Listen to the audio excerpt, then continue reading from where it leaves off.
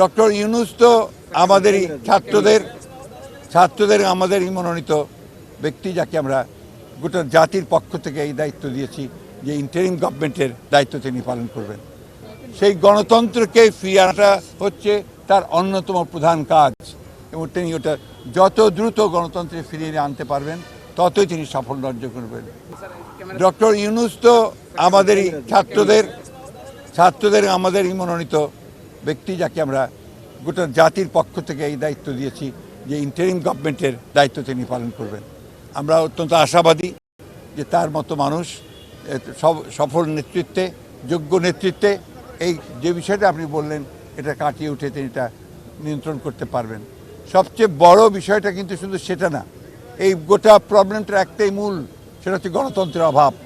সেই গণতন্ত্রকে ফিরিয়ে আনাটা হচ্ছে তার অন্যতম প্রধান কাজ, এবং তিনি ওটা যত দ্রুত গণতন্ত্রে ফিরিয়ে আনতে পারবেন ততই তিনি সাফল্য অর্জন করবেন। প্রথম তো হচ্ছে যে আপনার আইন শৃঙ্খলা রক্ষা, এটা আপনার প্রতিষ্ঠিত করতে হবে, রক্ষা করতে হবে, তার জন্য চূড়ান্ত ব্যবস্থা নিতে হবে। 2 নম্বর হচ্ছে অতি দ্রুত নির্বাচনের মধ্য দিয়ে আপনার গণতান্ত্রিক যে সরকার সেখানে প্রত্যাবর্তন করতে হবে। আর তৃতীয় হচ্ছে অর্থনীতিকে সফল রাখার জন্য সব রকম ব্যবস্থা নিতে হবে।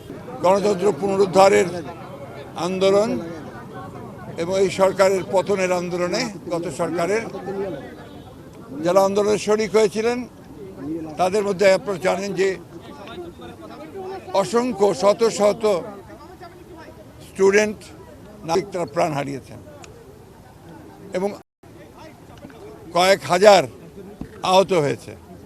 আমরা আজকে এই পঙ্গু হাসপাতালে এসেছিলাম যারা আহত হয়েছে তাদেরকে দেখার জন্য। আমরা হাসপাতাল কর্তৃপক্ষের কাছে যে তালিকাটা পেয়েছি তাতে দেখা যাচ্ছে যে এখানে 28 তারিখ থেকে 8 তারিখ পর্যন্ত এই হাসপাতালে যারা অ্যাটেন্ড করেছে বুলেট ইনজুরি এবং অন্যান্য ইনজুরি নিয়ে এই আন্দোলনের সময় তাদের সংখ্যা প্রায় 684 জন। এদের মধ্যে ডিসচার্জ হয়ে গেছে 417 জন।